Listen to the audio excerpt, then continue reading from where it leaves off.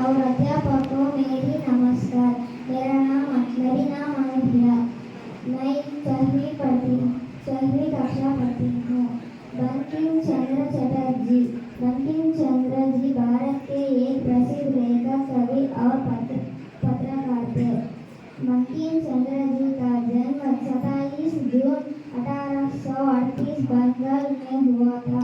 इन्होंने भारत का राष्ट्रीय वंदे मातरम की रचना की। बंकिम चंद्र जी बहुत बड़े देशभक्त भी थे। बंगाल भाषा के कवि थे। इन्होंने राष्ट्रीय स्वतंत्र संग्राम में भी भाग लिया। वंदे मातरम गीत क्रांतिकारियों के लिए प्रेरणा बन गया। उन्होंने कलकत्ता के प्रेसिडेंसी कॉलेज में पढ़ी थी और बाद में एक सिविल सेवक के रूप काम किया। वंदे मातरम गीत भारत के स्वतंत्र संग्राम का एक हिस्सा था। 8 अप्रैल 1894 में इनका निधन हो गया। धन्यवाद।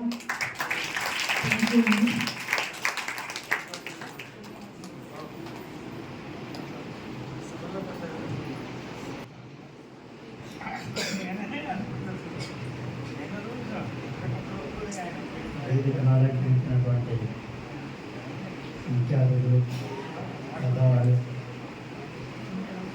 మన ఉపాధ్యాయులు, పనిచేసేటటువంటి విద్యార్థులారా అందరికీ కూడా ఈ గేయం అనేటటువంటిది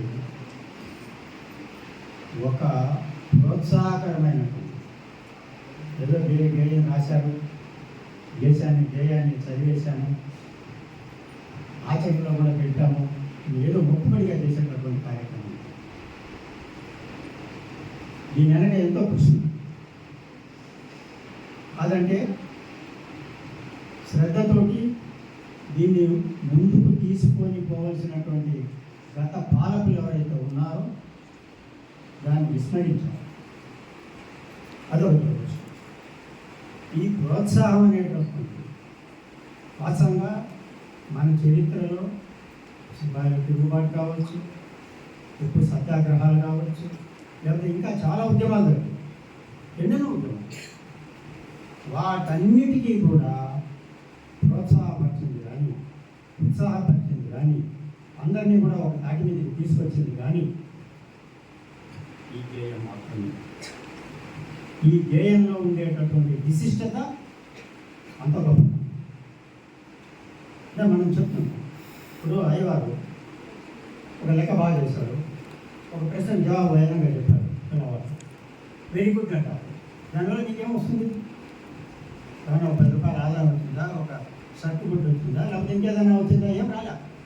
కానీ ఆ వెరీ గుడ్ అనేటటువంటి ఆ ప్రోత్సాహం ఏదైతే ఉందో అది మీ మనసులో బాగా నిలబడిపోతుంది.